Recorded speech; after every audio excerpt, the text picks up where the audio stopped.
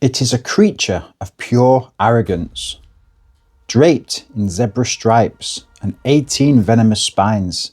It drifts through the water with total impunity. It doesn't hide in cracks, and it doesn't flee when approached. It is a swimming warning sign that screams, "Do not touch." But in the Atlantic Ocean, this confidence has become a catastrophe.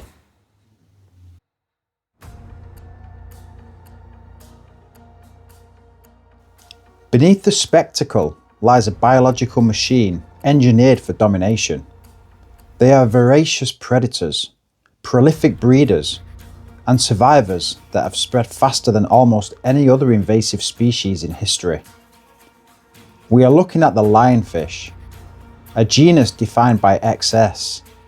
Today, strictly for my members, we're opening the file on the ocean's most beautiful plague. The first thing you notice is the silhouette, but this ornamentation is functional. It's a sophisticated chemical defense system. A typical lionfish carries an arsenal of 18 venomous spines, 13 running along the dorsal fin, 3 on the anal fin, and 2 on the pelvic fins. They aren't hollow hypodermic needles like a viper's fang. The biology here is more crude, but equally effective. Each spine is covered by a sheath of skin. Running along the hard bone are deep glandular grooves filled with venom. When a predator bites down, or a human hand punctures that sheath, the skin is pushed back, compressing the glands and driving the venom up the grooves and into the wound.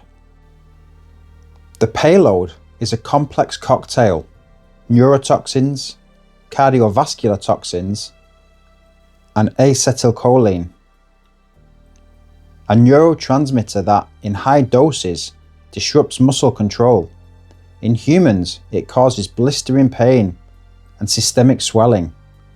In smaller predators, it can cause paralysis. But the genius of the lionfish is that it rarely has to use it. The stripes and flared fins are aposematic, warning coloration. In their native home of the Indo-Pacific, predators recognize this pattern and stay away. They survive by being too visible to attack. And this brings us to the core of the problem. Why has the lionfish been so destructive in the Atlantic and the Caribbean? It comes down to an evolutionary mismatch. In the Atlantic, native species have no evolutionary memory of this shape. To a grouper or a snapper, this drifting array of feathers doesn't look like a predator. It looks like floating curiosity. This allows the lionfish to hunt with absolute impunity. They use their massive pectoral fins like a sheepdog, herding small prey against reef structure, cutting off escape routes. Because the prey doesn't recognize the threat, they don't flee. They suffer from naive prey syndrome. They simply hover, oblivious, right up to the moment they are deleted from the food chain. The strike itself is ballistic. The lionfish projects its jaw forward, creating a massive vacuum. Water and prey are inhaled in milliseconds. It is a gape and suck feeding mechanism that is almost impossible to miss. A perfect defense and a perfect hunting strategy are useless without reproduction. And this is where the lionfish truly overwhelms the ecosystem. We rarely see the act itself, but the data is staggering. They are asynchronous spawners, meaning a mature female in warm waters doesn't wait for a season. She can spawn every few days, year-round. She releases a buoyant gelatinous mass of eggs that floats to the surface. This gelatinous coating is unique. It repels bacteria and disguises the eggs from plankton eaters.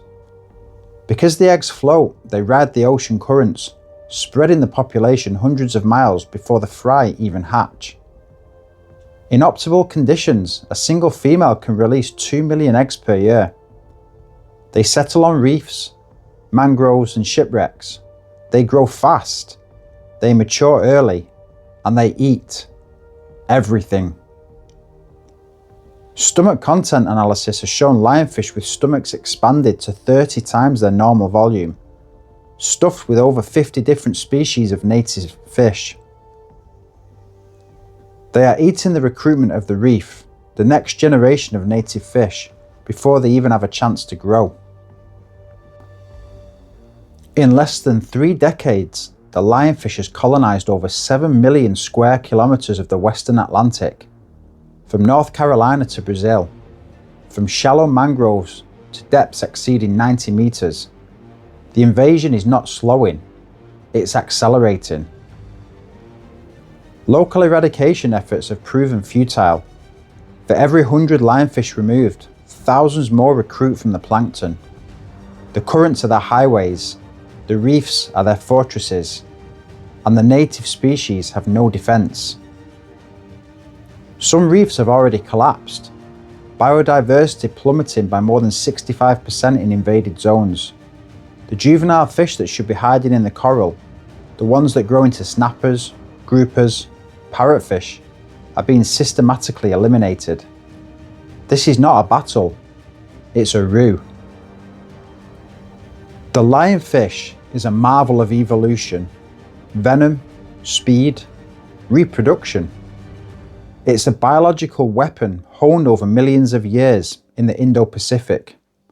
But in the Atlantic, it has become something else entirely. A reminder that ecosystems are not built for invasion, that millions of years of co-evolution can be undone in a single generation, that beauty and destruction are not mutually exclusive. The perfect predator has arrived.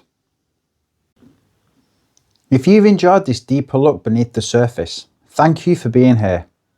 These films exist because of the members who support the channel and allow me to go further, slower, deeper, and without compromise. More specimen files are coming, each focusing on a different species, behaviour, or ecological imbalance shaping our waters today. But for now, thank you for watching and for supporting the channel. And until next time, stay hooked.